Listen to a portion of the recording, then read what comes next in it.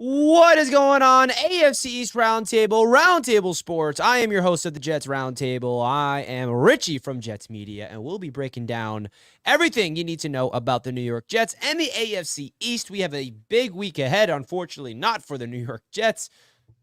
Sorry, I just had to think about the reality of what if we were actually looking for a playoff game? I don't know. I'm still sad. But we have a big game to talk about within the AFC East. That is the Bills and the Dolphins. And I'm excited to get the hosts on here to share their thoughts of their opinions of the Bills and the Dolphins game coming up, because that is for the division title. The Jets Roundtable has been a pleasure to host these past few weeks, and I'm excited to bring in the rest of the crew. So without further ado, let's bring them all in. Welcome to the show, everybody. Ryan, Matt, Jake, great to have you back. Start off with you, Ryan. How you feeling today, my guy?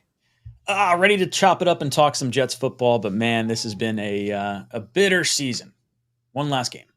Bitter season is nice to say that, at least, man. Matt, how you feeling, brother? Oh, you're not excited to talk draft positioning for Jets Pats? Well, Richie, I'm so surprised from you, man. Well, Matt, I go to you for my mock draft and my draft content because I don't know how you do it or even Ryan does it. I know Jake does it sometimes.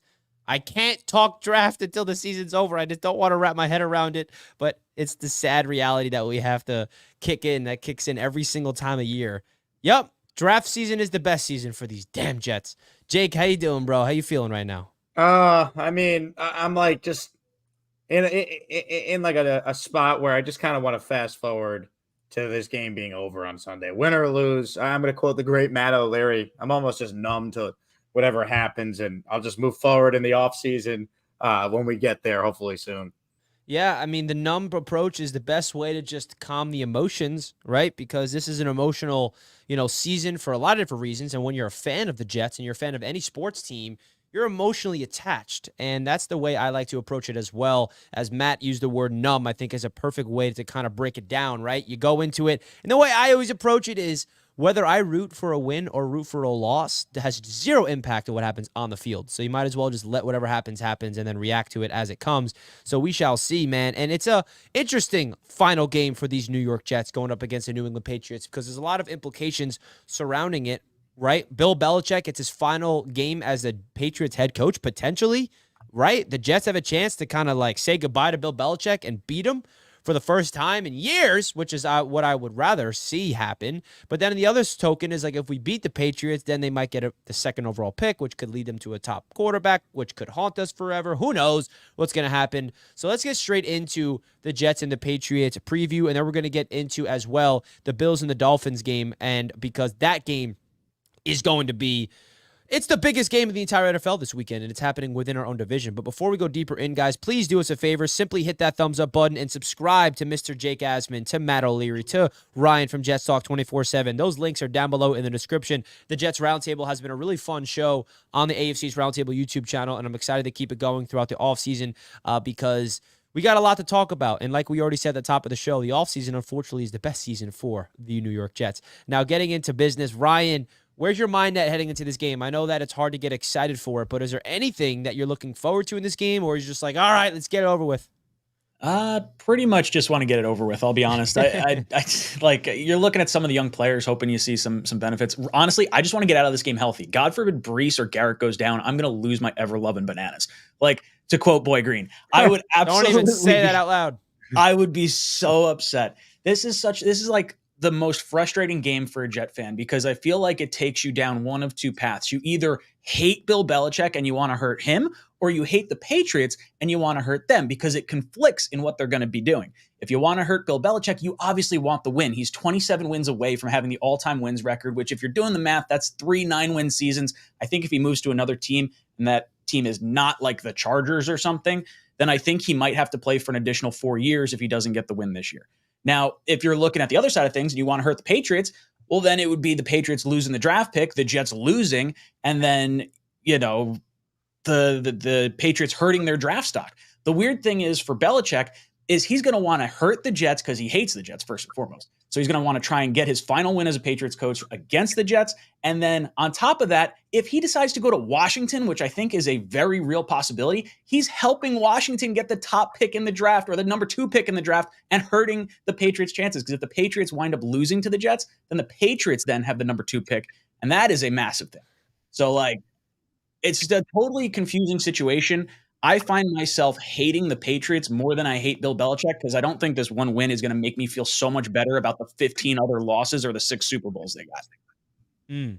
And that's the weird thing about it, too. It's like we want to get that monkey off our back, but at the same token, it doesn't feel as fulfilling because we should have beat them early on in the season when there was more impact and more, something that would have felt better beating them at home at MetLife in week 3, right? And now if we beat them, what happens? We get to 7-10 and we go into the offseason. There's nothing that happens after this win other than maybe feeling good, at least somewhat better than we usually do heading into the offseason. Matt, I know that it's hard to get excited for this game, but is there anything in this game you're looking forward to? Anything? Yeah, I mean, I would like to see Garrett Wilson get up over 100 catches on the season. I think that'd be a nice little How many is he at? I think he needs 7 to get to 100 even. I believe it's 90. All right. Now I know what I'm rooting for. Thank you, Matt. Yeah, right. Like it's that. It's if Brees has a good day on the ground, he can get over 900 yards, which that'd be kind of nice after the slow middle of the season that he had to, have a really nice 3 games to close the season. So there's little things like that. I mean, is he a Benacanda? Is he getting more of a run here? Is Carter Warren showing anything to be a swing tackle? Little things like that. But I don't have it in me to get all riled up over if they win the game and move down in the draft or if they lose for the 1,000,000th time to the New England Patriots. Kind of whatever happens there happens. And then you kind of, as you said, just go into offseason mode and, figure out what the plan is on the offensive side of the ball.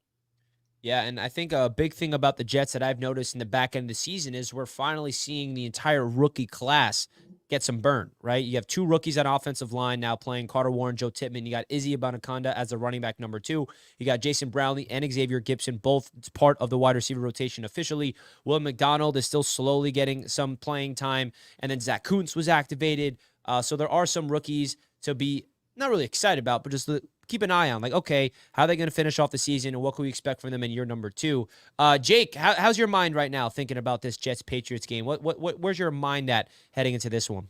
I think the biggest thing, and you guys have alluded to it, you don't want any serious injuries that impact next year and a lost year. I'm like at a point too, Richie, where if the Jets are going to win, I just want them to like blow them out. Like I don't want to win, as crazy as it is, 9-6, and it's an ugly game where like the Jets win, but like who cares? Like if you're gonna win, like I could deal with winning if it like Brees is just torpedoing New England's defense or Garrett's doing the same thing. Like that to me is fulfilling, even if the win ultimately doesn't mean much because Belichick's gone and Trevor Simeon's the Jet starter and both teams have long been eliminated. But if you're gonna win, like make a statement. Like it'd be nice for Belichick to lose to the Jets in his last game with like the Jets young players being the reason as to why.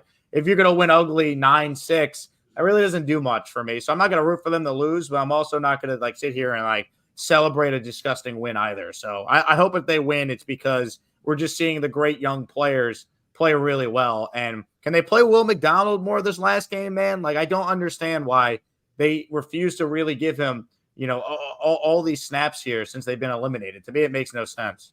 Run up the score. That's how I want it to go, Jake. I couldn't agree more. I think that if we can blow out the Patriots, I would just feel good, man. In Foxborough as well. Not going to sit here and say I expect that to happen, but that would definitely feel really, really good. Now, there are a lot of Jets news that happened this week that I do want to break down, but before that, we have some super chats to get to. Dane, a great supporter of the channel, says, props legs we like in the Jets Pats. Hard ask, I know. Well, the one thing I noticed is that the over-under is at 30. Wow, is that low? Is there any bets, anything that you guys feel like is it the over of Garrett Wilson because he's going to get that 100 receptions mark? Like, is there any prop bets that you can think about even without even looking at the odds of like where you would want to put your money on, or is it the under on everything? Brees receiving yards. Where's it at? Yeah, Brees, and then I guess Garrett would be like the 2 you'd want to hammer here. I mean, Garrett's 7 catches from 100. Brees is how many yards from like 1,500 all purpose? So like maybe just under 100. Yeah, it's like 1,400 and change. So maybe like Brees, like you combine rushing and receiving yard props, and you go over on that as well. I would take the under in the game though. I mean, I feel kind of silly betting the over when you look at the Jets offense against Bill Belichick in his last game. Yeah, the biggest lock in bets wise for me with the Jets has been Brees's receiving receptions and yards, because that's where he eats it up. And it's unfortunate that he hasn't been able to really find his game on the ground as much as we'd hope. I think a lot of that's to do with the offensive line, because when you give him the ball in space, the guy's a damn weapon. So, Dane, thank you for the super chat. Tony with the super chat says, I'm going to need the Pats to drop 60 to get Mr. Clean out. Tony wants Salah out of here. Now, that's a good question that I want to ask you guys, because a lot of like non-Jets fans are asking me like, yo, like what if the Jets just go out there and get stampeded by the Patriots? Like, Salah's returning, everyone's returning. I'm like, yeah. I mean, I'm not saying I would do it, but that's what it seems like it's going on here. It seems like their jobs are completely safe, regardless of what happens. Jake, I know you kind of are a little pro Salah, or at least you were a few weeks back. Where's your stance now on Robert Saleh and the coaching staff heading into the offseason? And does this game coming up on the Patriots game have any impact on where your stance will be on the coaching staff, or do you just want to see what this team looks like with Aaron Rodgers? Yeah, so this is the first time I've been on the roundtable in 2 weeks. Like, to me, the Miami Dolphin game is where I really started to lose like a lot of faith in Robert Saleh and this coaching staff. I would say I was more neutral going into that game. Like, I wanted to see it play out. But when they lost 30-0 and were non-competitive against a divisional opponent that they had just saw 2 weeks prior, I said after that, everything should be on the table down the stretch here. And then it really enraged me when Woody Johnson came out and said, oh, yeah, they're coming back after that game, right before they played the Commanders and nearly choked away a 20-point lead to one of the worst teams in football. So I'm just very down on everyone involved in the organization right now. And like, my faith is not going to be restored whether they win or whatever happens in this game on Sunday. I've like resigned to the fact everyone's coming back, and I just hope they prove me wrong. Like, I'm not going to be as like gung-ho and optimistic going into next year as I was this year, because it's been eye-opening to see the real coaching deficiencies with this team. And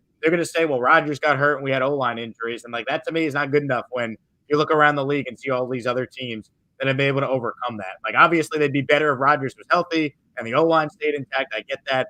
But there's just too many red flags right now with the penalties, and just that effort on Thursday still just feels terrible. So I would say I'm no longer pro Salah. I'm no longer like, I'm no longer like, this is like a regime that could be salvaged. I'm just kind of like, almost like Matt was saying, numb to it. And I want to see them prove me wrong. And I don't think anything that happens on Sunday is going to truly like shape my opinion one way or another on these guys. Unless I guess maybe they get blown out. Like, if they lose somehow 35-3 and they quit on the coach, then I guess that would change things. But I don't see that happening. I think it's going to be a low-scoring, kind of ugly game. And if the Jets win or lose, I think it's probably a coin flip.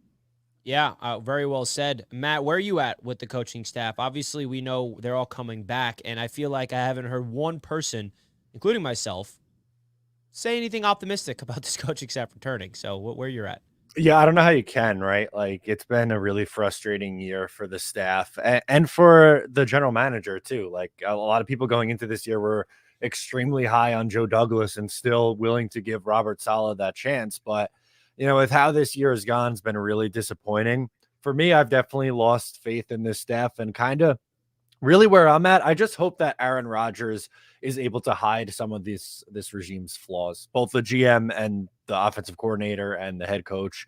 You know, elite quarterback play can do that at times. I just wonder how far they'd be able to get with some of the holes at offensive coordinator, head coach, and potentially GM too. But yeah, I mean, I'm going to be honest with you. I'm not crazy optimistic about either of those groups going into 2024. And Ryan, kind of pivoting more towards the front office, as Matt brought up, and Joe Douglas, right? This is a big offseason for him. This is not going to be a rebuilding mode. It's going to be a tooling, or what did Aaron Rodgers use that word? Reload. Yeah, it's going to be a reload offseason. So where's your mind at with this front office in terms of like what they've done up until this point, what you want to see from them this offseason to really get them over the hump and winning? So I'm definitely concerned. I was someone who was very, very pro Douglas for a long time, and even like pro Salah and everything. And like Jake alluded to, after the Texans game and the 30-0 loss to the Dolphins, and then you choke away a lead that you should have had over a team that's giving away their best players on defense to try and get a top draft pick. Like, I just don't have the confidence in this regime right now from a coaching staff level, and then from a GM level. Douglas has his back against the wall. So all that cap space, all those draft picks, things that he's been able to like build his team around, he's going to go out and spend the future stuff to try and win next year. And that's my biggest panic move. Like, are you going to like sacrifice certain contracts or sacrifice certain draft picks in the future because you need to save your skin this year. I don't particularly like it. And I think when you look at the evaluation process from an offensive line perspective, you got to be concerned with Joe Douglas. I mean, he hasn't solved it 5 years in. And then Mekhi Becton looking a little bit like a dud at this point, highest in penalties, highest in sacks. One of the players that he scouted for Philadelphia and Andre Dillard is second in line. He's like second in penalties, second in sacks. Really not feeling warm and fuzzy about the offensive line evaluation from Joe Douglas. So everyone's coming back. I've resigned myself to that, but I am not comfortable at all. Yeah, and I don't think, how can you be, right? How can you be comfortable based off what we're seeing? And it's sad because I'm someone that was at least a huge Joe Douglas believer, and I felt like he's done a lot of good things still that we need to not forget about, but the negatives are kind of starting to outweigh all the positives that he's brought to this team. And when you're a GM and you have the record on your arsenal, that's all you got to see. I mean, all we care about is wins and losses at the end of the day. All the wins of the trades that he's done, the draft picks, the good free agent signings, the bad free agent signings. What's your record? Well, it's below 500 by a landslide, and we still haven't made the playoffs. And that's what Jets fans care the most about, right? We've won how many off seasons in a row? Doesn't matter, okay? Like, I don't want to win the off season this year. I really don't. Like the same issues too, right, Richie? Like we're going into this off season talking about how they need to fix the O-line and they need a better receiver next to Garrett Wilson. It's like that was the exact same conversation we had a year ago. Now, obviously, the big difference is we know who the quarterback is going in the next year, and that's huge. But like, Joe Douglas has been here since June of 2019, and you can make a case his offensive line is as bad as it's ever been. Yeah, and that's what his repertoire was when he got here. Oh, former offensive lineman. He looks like a guard. This guy is an offensive line guru. And here we are. And obviously injuries had a lot to say about it, but also, I mean, the offensive line right now is low-key from the center to the left, healthy. I mean, Joe Tippmann, I know that Connor McGovern went down, but I wanted Joe Tippmann to be a starter this year eventually. Tomlinson's a starting left guard. Becton's a starting left tackle. So we kind of have just 2 of the 5 offensive linemen are backups on the right guard and right tackle spot. So, and one of those guys is a rookie in Carter Warren. So you're 100% right, Jake. It's kind of a big concern where you look at the weaknesses and where the Jets got to focus on the offseason. It's the same thing as last year. Wow, that's a good point. Do you have any concern over that, like Albert Breer report about how Douglas wanted Ekwonu at the top of the draft, and now you're kind of looking at his evaluation of Ekwonu and possibly Neal, and so thinking like, well, maybe we don't want this guy fixing the offensive line.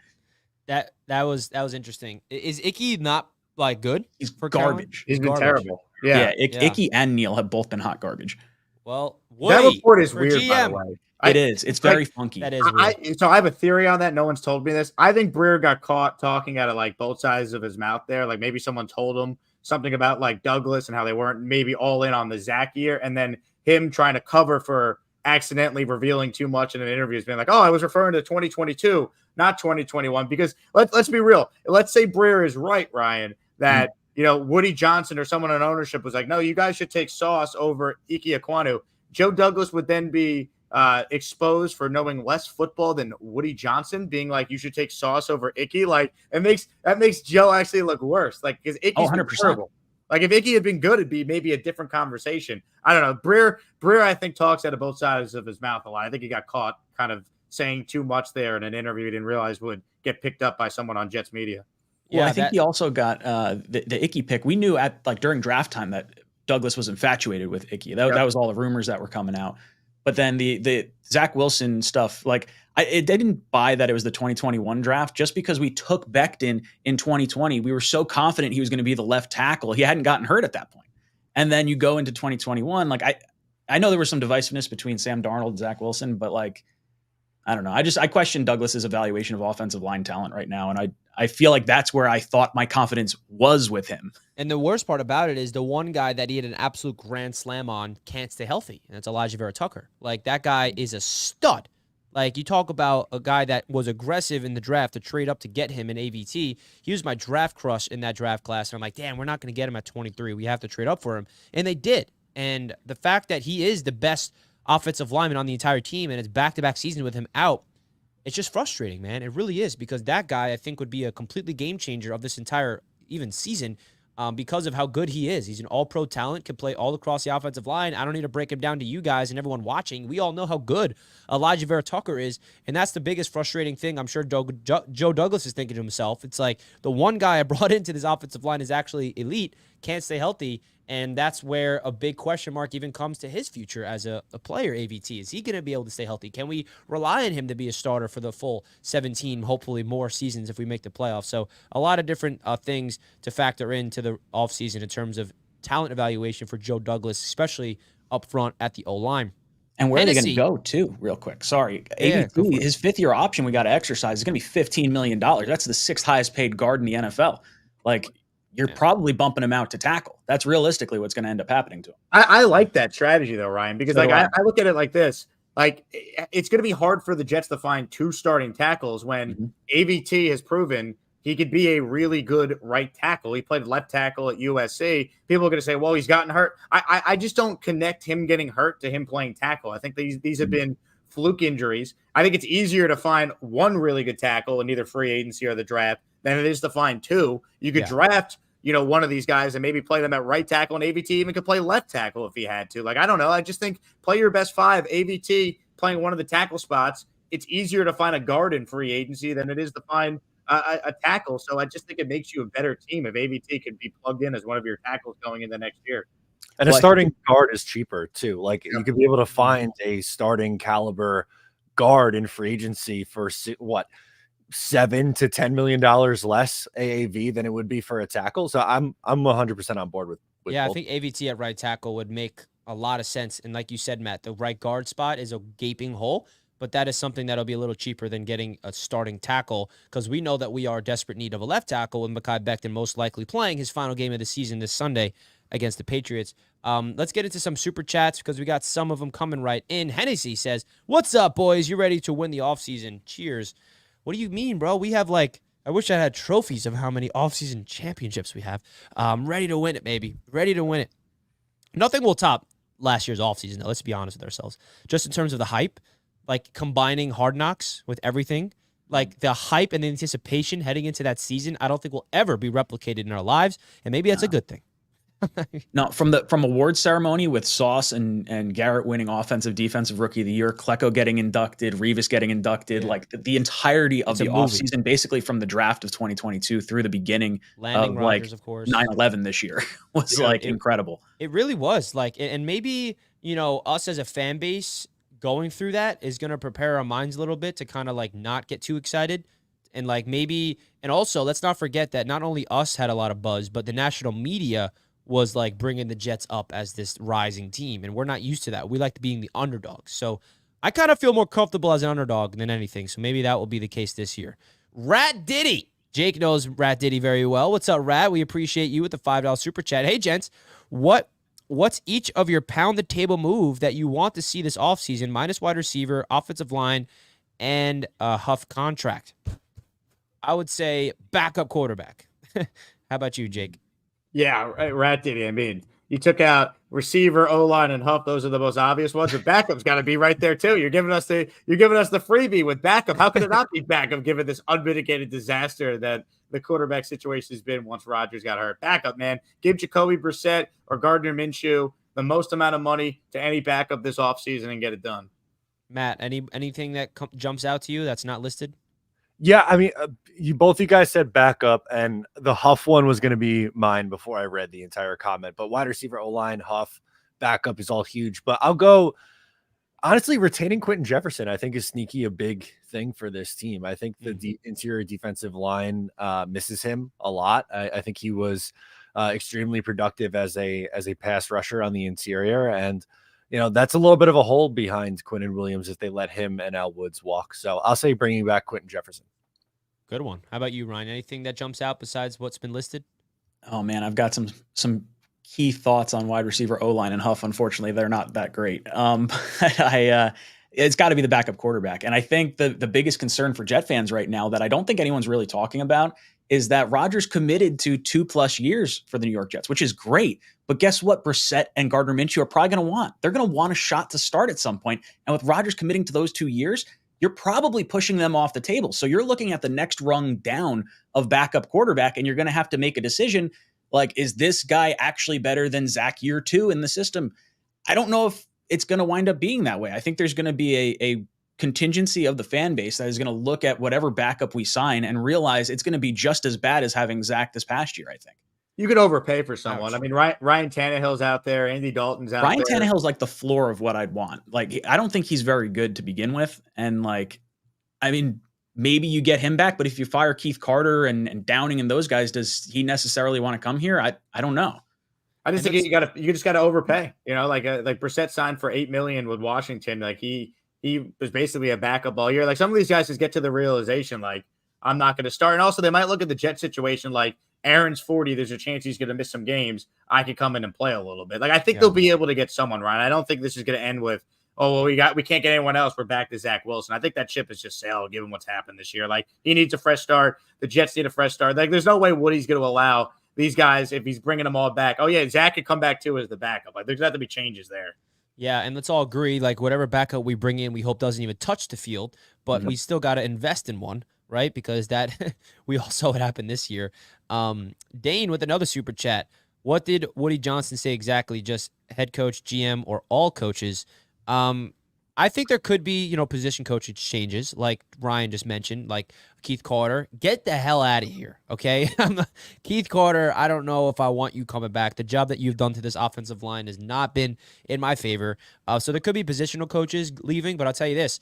Not one defensive position coach will leave unless he gets another bigger opportunity because those guys are just phenomenal. Right? It's so sad that we can't even appreciate the greatness of the defensive, not only coaching staff with Ulbrich, but the guys underneath him, the job that they've done on defense. But offense, I see a lot of different coaching staffs or coaches particular getting moved. Austin with a huge super chat with a $10. Thank you, Austin. We appreciate that, my friend. Always love that profile picture whenever I see that here on the Roundtable. Richie, what's up, man?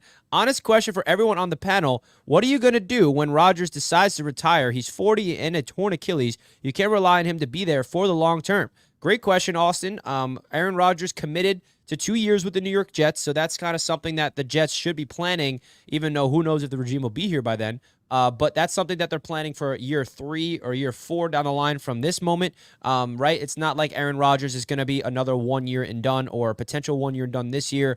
So he did commit beyond this season, which is big for the Jets' long-term approach. And I think the big question that a lot of people are asking me and Jets in general is where do they go in this year's draft, right? There's some people that's like, go get that franchise quarterback in the first round, let him sit behind Aaron Rodgers and all those guys. And some people say, no, we need to win now. Get him an offensive tackle, get him a wide receiver, maybe draft a quarterback later in the draft and develop him behind a backup veteran and have him be quarterback number 3. So we obviously cannot rely on Aaron Rodgers to be the long-term answer at the quarterback spot because he is 40 years old. But I do think that there should be at least a long-term plan for the Jets at the quarterback spot. And Jake, what do you think that long-term plan should be? Because we're talking about bringing in a Brissett, a Minshew as a backup. We're not really even thinking about a young quarterback to be the future guy when Aaron Rodgers retires, like a Jordan Love was for the Packers.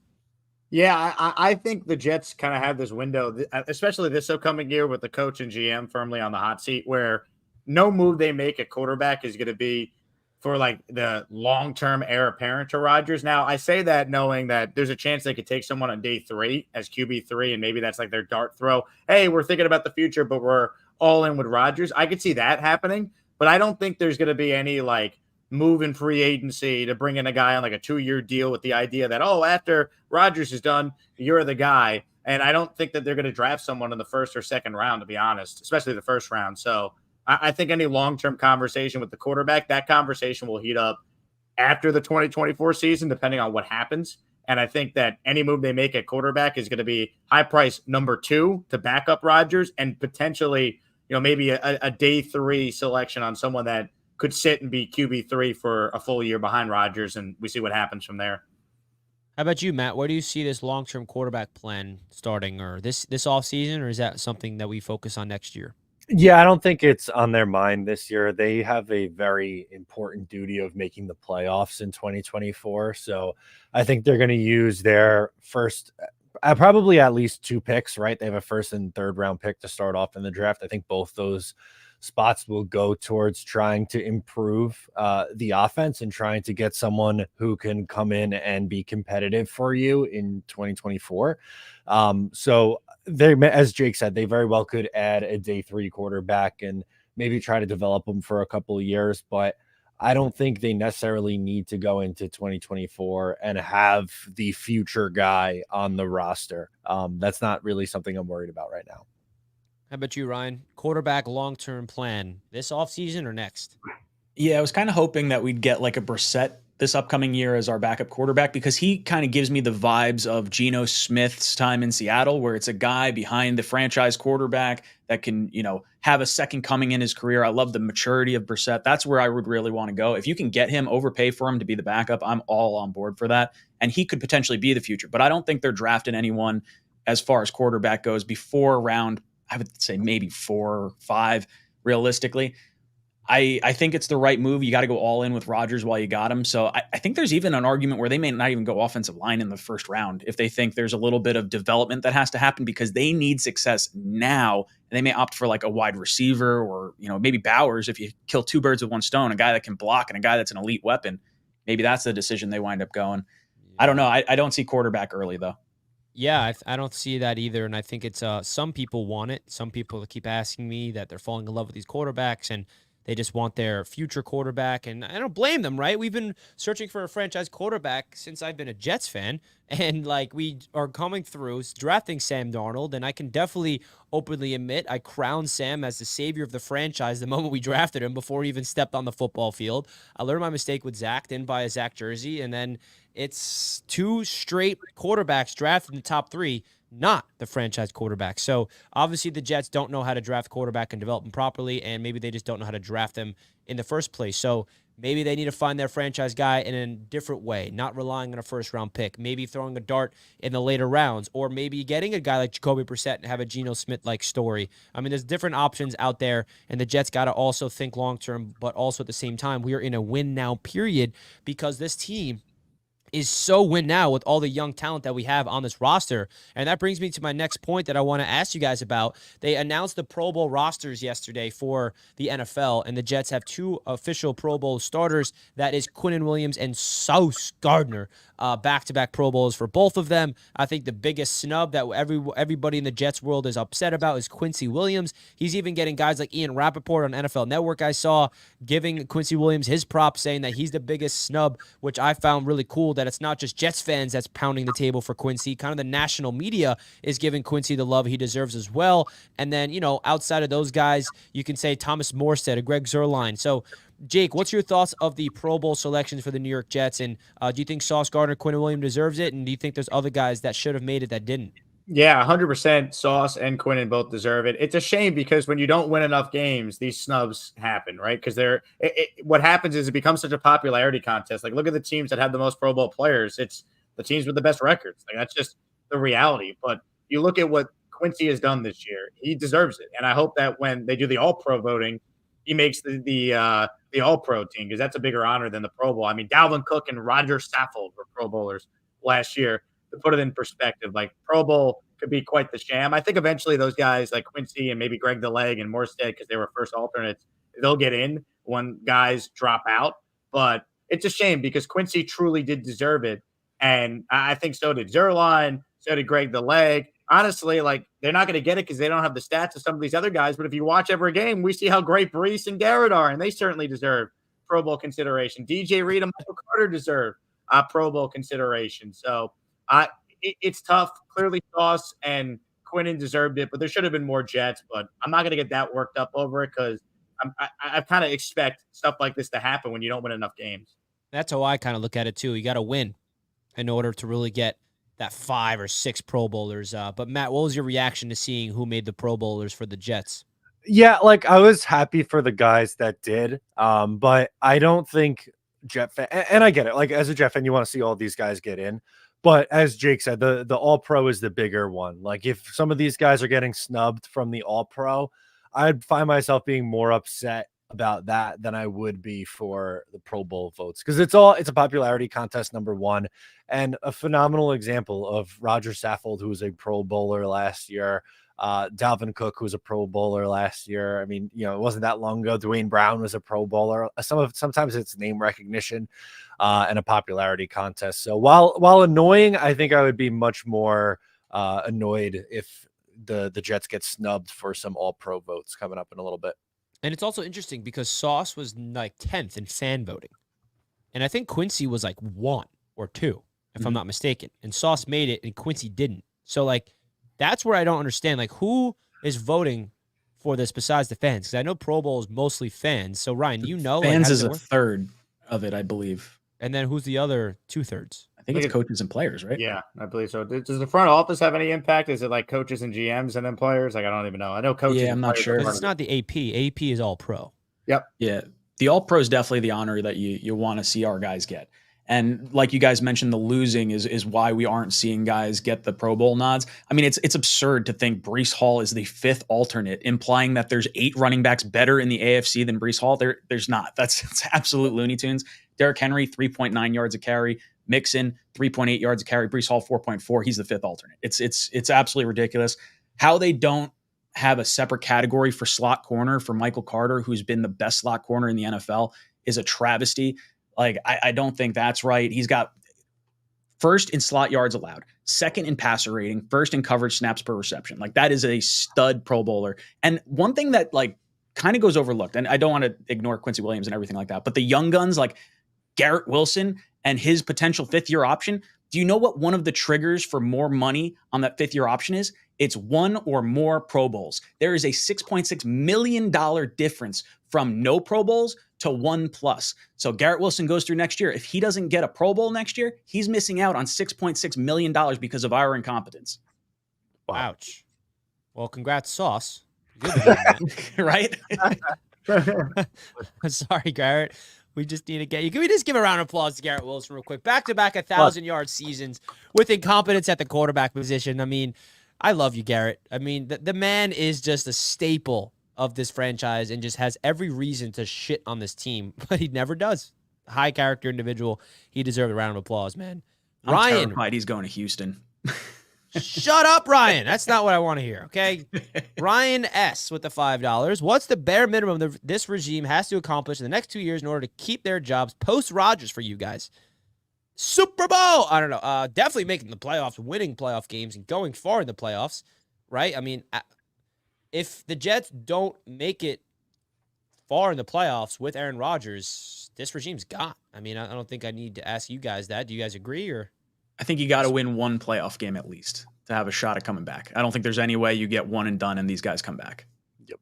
And the defense also needs to be like consistently even getting better, because that's what Saleh is a defensive guru for me. Like, the defense cannot take any steps backwards. They need to only just get better as the seasons go on.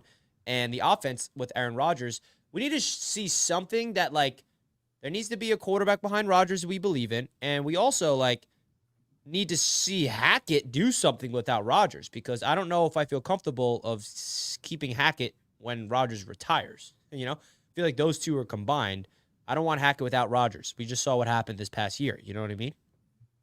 I think it also depends too on, like, let's say they make the playoffs next year and they lose in the wild card round. Okay, well, did they make the playoffs as like a 9-8 team, 10-7? They just snuck in, or like did they win the division and then lose? Because then I think it complicates things from the standpoint of, well, are you really going to fire the guys after they won the division and they had a bad weekend? Like, I just think you got to see kind of what it looks like before we definitively say, well, make the playoffs for sure, otherwise they're gone. I agree with that. But then it's like, well, they got to win at least 1 playoff game. Well, what if they run into like the Kansas City Chiefs in the wild card round at Arrowhead and lose? Like, would they definitely fire those guys then? I don't know. I think it's, first off, it's tough to even picture the Jets right now in the playoffs. It's been so long. But I think so much of kind of like what it looks like and like the context and nuance applied to like how it unfolds matters as well. But to your point, Richie, I mean, if Rodgers is not here, there's no reason to have Hackett here. Like, there's just no way. Like, he has proven he cannot be the OC when Aaron Rodgers is not his quarterback. So I don't know. You got to hope that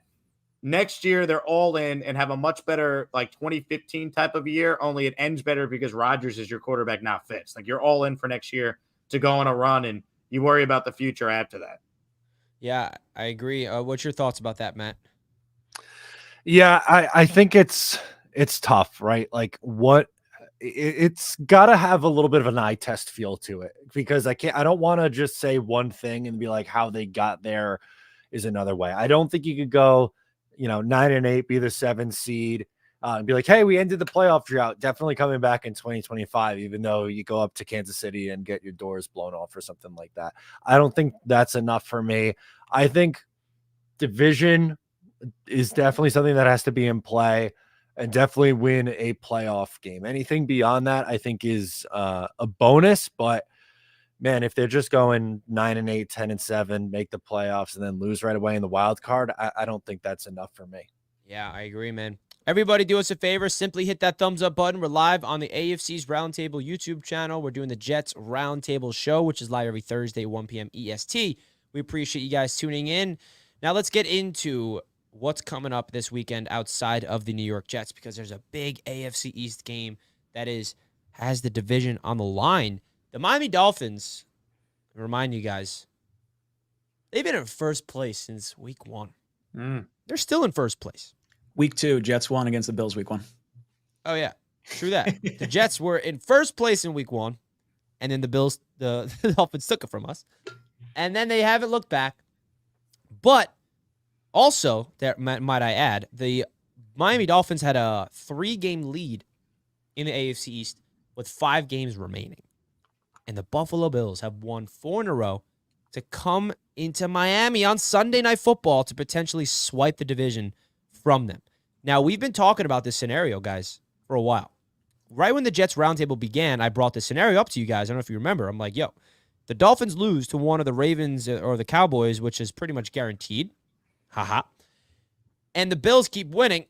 The final game of the year is for the division. And here we go. Here it is. Now, the Miami Dolphins, first and foremost, they got absolutely embarrassed and absolutely look like they don't belong in the NFL against the Baltimore Ravens. Now, I don't know if that's because the Ravens are just that good or the Dolphins are just that much of frauds.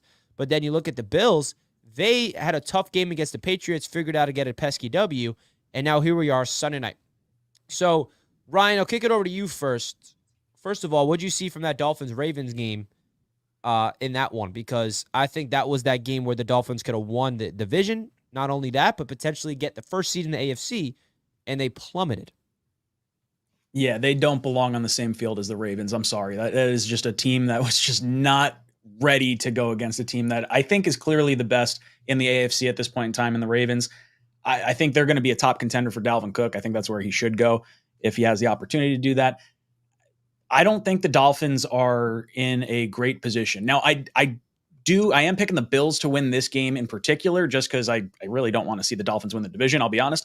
But I think it's more of a coin flip game because the Bills haven't really looked as dominant as they did prior to like the last 2 weeks. The last 2 weeks, I'm like a little shaky on them. I don't know. Maybe they get Diggs more involved and it's, they look a lot better. But Miami's it feels like they're dropping players like flies, like losing Chubb, losing Phillips. Like it's going to catch up to them, I think. How about you, Matt? What did you see from that Dolphins-Ravens game? A lot of not good things for the Miami Dolphins. I don't know how you're not a little bit nervous going into this game against Buffalo, especially because Buffalo beat them 48-20. Now, granted, it was in Buffalo, and this time it's in Miami, so that's a little bit different. But, supposedly there were reports that the Buffalo Bills fans are expected to outnumber the Dolphins fans in their own building for this game, so it could end up being like a Bills home game. I think Buffalo gets this one, guys. I've been on it for last few weeks. I've been saying that I think Buffalo still has a really good shot to win the division, and I'd be nervous with how well they've played. They've won 5 of their last 6. Their one loss was a 37-34 game in Philadelphia. They're scoring 24 points plus a game. I think they're going to be able to score on that Miami defense, and I just think they're the hot team right now. So I like Buffalo a lot this week. How about you, Jake? What did you see from that game last week, and how do you see this game coming up? Oh, I saw, Dolphins tears is what I saw, Richie. I mean, that was... Are you healing any injuries down there? Is that what it was? Or no, it's Dolphin sounds. That's what it is. Yeah. I mean, man, it's crazy how that game played out. Like, because Miami looked like they were like in it, man. Like it looked like it was going to be like a game came down to the wire, and then like Lamar just went off in the second half, which was crazy.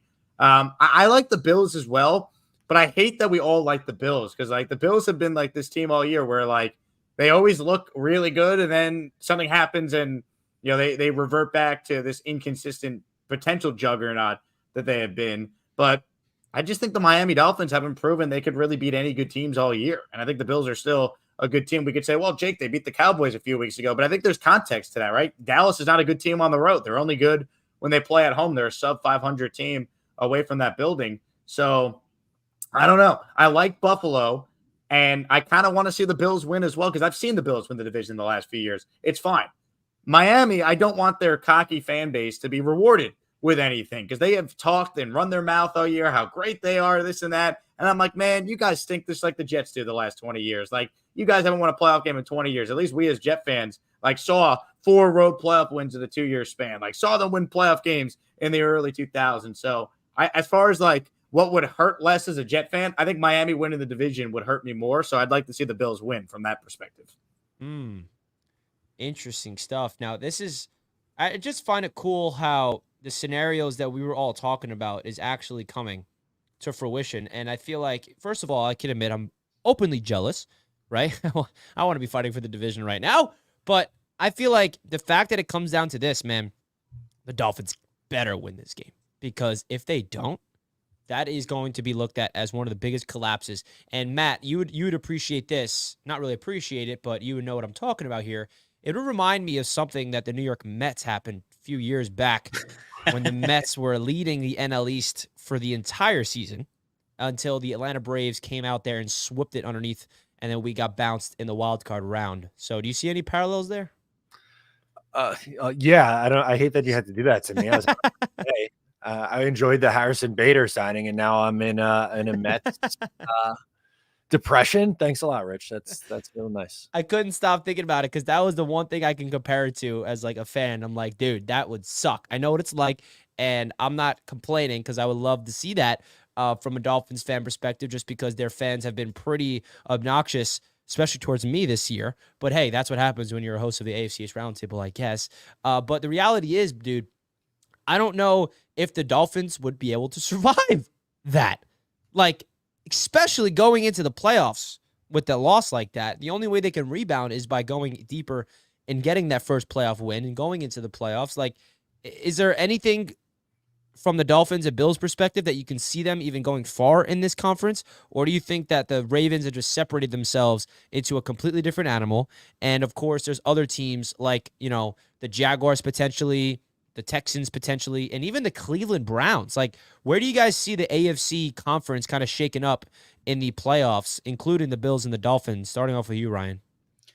Yeah, so I don't have a whole lot of confidence in the Dolphins beating like the top tier teams, but the AFC is loaded with a bunch of teams that I think have some decent amount of parity. Like Joe Flacco could throw a bunch of interceptions, or the Jaguars are kind of reeling right now.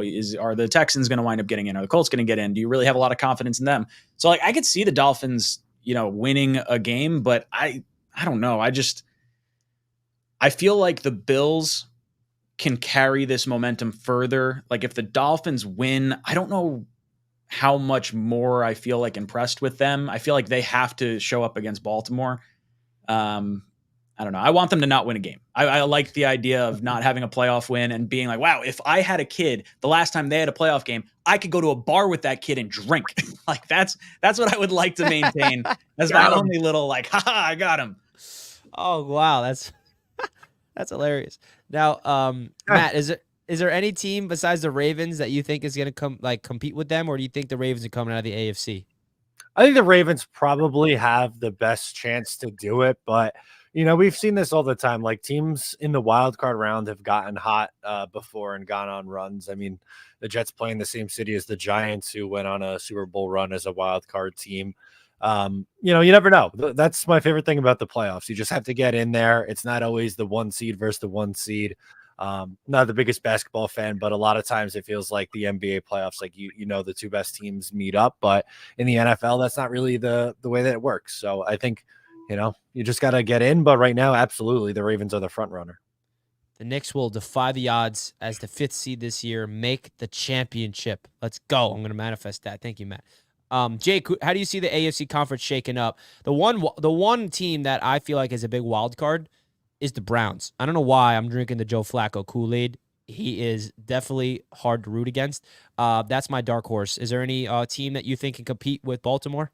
I'm with you with the Browns just because they have the coach, they have the defense, they have really good weapons, they can run the ball. The question's Flacco, but like I don't know, like this has been such a strange year. Like Flacco reverting back to 2012 Flacco for a playoff run doesn't sound as crazy as it did when he signed off the couch and we all were like, "Ha, wait till Browns fans see how bad he is," because we watched him with the Jets. Like so the whole thing doesn't make any sense, which is why I'm kind of with you with the Browns. But I do agree with Matt. It does feel like this year, maybe more so than any year, the cliche "just get in, you got a chance" is true. The Ravens are to me the best team, but there's always going to be questions with them with Lamar until he proves he could get it done in the playoffs here. So I want to see them get it done before I fully buy in. I think they're the best team, but I think the Browns are right there. I guess you can't fully count out Kansas City as long as they have Mahomes as bad as they have played. So you look at them, but I don't have a whole lot of faith in the Bills or the Dolphins. So I'm going to be rooting for whatever team beats them at the end of the day. I love it. Now, getting into the NFC, is there any team that are the 49ers going to be that team? Or do the Detroit Lions have a Cinderella story underneath them? You know, they are a team that I think is going to be really fun to watch in the playoffs, especially if the Rams are the team that they have to go up against with that storyline of Matthew Stafford going home to Detroit. That'll be the first playoff game Matthew Stafford's ever played in Detroit in his life. So that will be an interesting storyline. Jake, who are your favorite teams in the NFC? Any particular teams you're rooting for, or any team that you feel like has the best chance to kind of compete with obviously the top dog and the Niners? I'm rooting for the Lions if I could only pick one team. I love their story, their fans, and as a Jet fan, I see Lions fans and Jet fans in very similar light, right? Like the Jets obviously have dealt with Brady and the Patriots for all those years. The Lion fan, has always had to deal with Favre and then Rodgers, of course, and it finally feels like it's their time. That being said, Richie, I would be terrified of playing Stafford and the Rams in the first round because Stafford's won a Super Bowl, McVay's won a Super Bowl, Aaron Donald's still a game record. They still have Cooper Kupp. They have Nakua, who's been great. Like the Rams are like a live dog in that game. Like if you're a Lions fan, we'd be like, if we were Lions fans, we'd be terrified of, here comes Matt Stafford. We're finally having this great year. We're finally getting a home playoff game. And of course, our old quarterback who we traded away comes back to beat us. Like, that thought is out there from Lions fans. So I'm rooting for the Lions, but I also think the Rams are definitely a team that can make some noise given how wide open it appears. Yeah, I think the Rams are a really interesting dark horse because people forget about their championship pedigree, that they're Super Bowl champions, right? And they kind of entered this season with no hype. And I feel like early on in the year, people are like, oh, wow, the Rams aren't too bad. And now all of a sudden they're like, keep winning, 9-7, clinch the playoffs.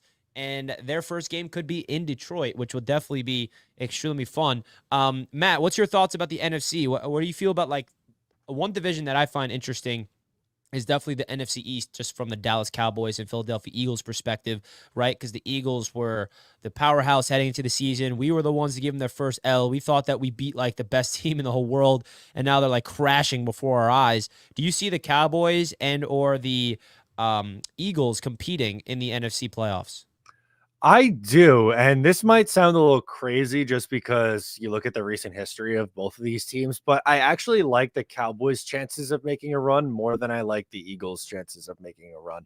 I don't like how the Eagles have played recently. I think they're kind of limping into the playoffs here, and all year long they played a lot of tight games. And for Dallas, it's the same story with them. They get to the playoffs and they can never get out of the divisional round, but I kind of like Dallas this year with that defense. I think they are a team that could go on a run here. I mean, the 49ers have been a team that I think before the season started, I picked them to come out of the NFC. So I'm going to stick with that one. But if there's somebody outside of, like you mentioned, the Rams would be a fun one. Detroit's an easy team to root for, kind of like the Cowboys. Yeah, and the funny thing about the 49ers, I keep reminding myself, it feels like they're Super Bowl champions, but they're not. They haven't won a Super Bowl in how long? Anybody know? I know they've been to the dance with Kaepernick back in the day. I guess, right? Yeah, it feels like the Niners have won a Super Bowl in my lifetime, but they haven't because they're just a perennial team. Imagine being a Niners fan, compared to a Jets fan where we're never in the playoffs, but they're consistently in the playoffs and consistently winning, but they just can't get to the Super Bowl and win it all. So, Richie, here's a good question, and I'll ask it to all you guys. Would you rather the last 20 years of the Green Bay Packers or the last 20 years of the Tampa Bay Buccaneers? Bucs have largely been irrelevant, but have 2 Super Bowl rings. The Packers have been in it every single year, but only have 1. Probably the Packers. I would choose the Packers because I've never seen a Super Bowl. So one Super Bowl is fine with me with like constant success. Yeah, And this is like consistency at the quarterback. That's a great question, right? It's similar in baseball. There's always the would you rather be the Yankees, who seem outside of this year make the playoffs every year but only have one championship since 09, or would you rather be the Red Sox, who won a World Series in 2013 and 2018, but since then they've been like god awful, but they have more rings? Or you extend it back to 2000, Yankees have, or since 2001, let's say Yankees only have one title, and the Red Sox won in 04, they won in 07, they won in 13, they won in 18, but the Yankees record-wise have been better. They made the playoffs more. They've gone further more. So it's like, what do you prefer? We as Jet fans, I think we would take the Packers scenario because you get your ring and then you're relevant every year, whereas we as Jet fans, we get nothing. They're out of the mix, and we get to see any Super Bowls at the end of the day. We get nothing. 13 straight seasons of this moment right here. Like, what the when is that going to end, bro? It better end next year. Like, I don't know. None of us has ever covered a Jet season in the playoffs. None of us know what it's like. I mean, I was 12. I'm the youngest in the panel, I'm sure. When they last won we saw that trending thing when the Jets were officially eliminated. What we looked like the last time the Jets made the playoffs. I was a baby. God, it's so sad. Well, that's gonna wrap up. A winning season in 7 years. Like, we've never done YouTube shows where like the Jets even had like a winning year. Like the 10-6 year at 15 is 8 years ago now. It's crazy. And the sad part about that winning year, Jake, is that we didn't make the playoffs. 10 wins, 10-6. And our offense this year didn't take a snap with the lead till week 5. Oh my God! Halfway through week 5 is when we had our first offensive snap with a lead. This year? This year, yeah, against the Broncos. I mean, this year is just in a nutshell for me. I'm just gonna keep reliving the Patriots game on Jets Media Day in the rain.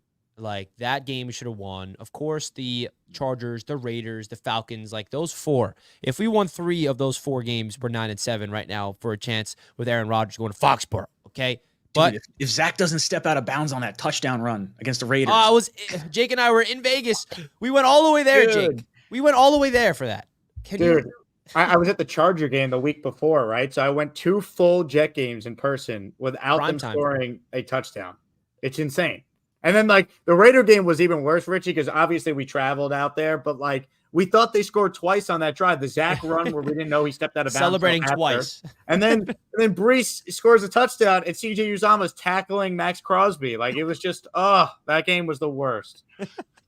But at least we killed it in Vegas, Jake. You hosted an amazing event, and I thank you for that. Because I always told everyone, everyone's like, how was Vegas? I'm like, everything was great till the game. Like, we held up our end of the bargain, Jeff fans. Just the team stinks. That's the problem. We did, man. We ate it up on those blackjack tables.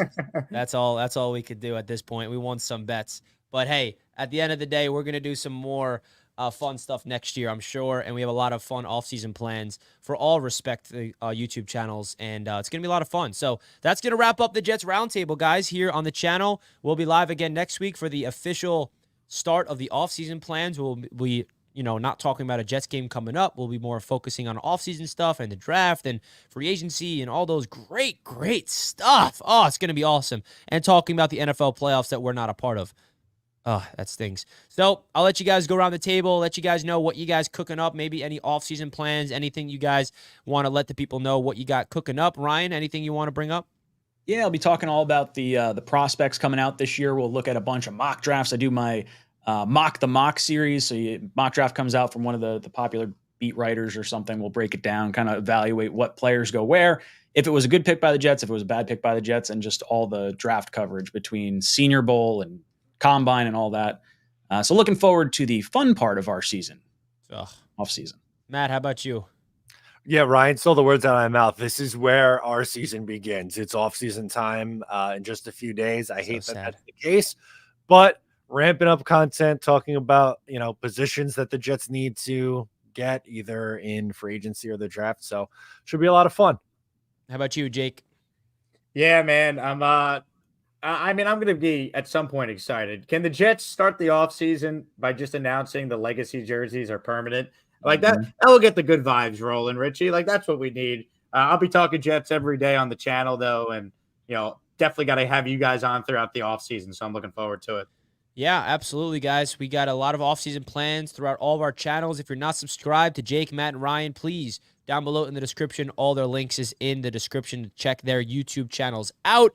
And I would love if we got some more rivals in their chat so they know what I have to go through on a day-to-day basis of getting trolled by the rivals, because it's been tiring, okay? I want you guys to experience my pain. Go help them out, guys. All jokes aside, we appreciate you guys tuning in. 2024 is the new year, and I'm excited to continue building this platform here on Roundtable Sports and, of course, Jets Media. We're out of here. We'll catch you guys next time. Peace out, and enjoy the last week of the NFL for the New York Jets.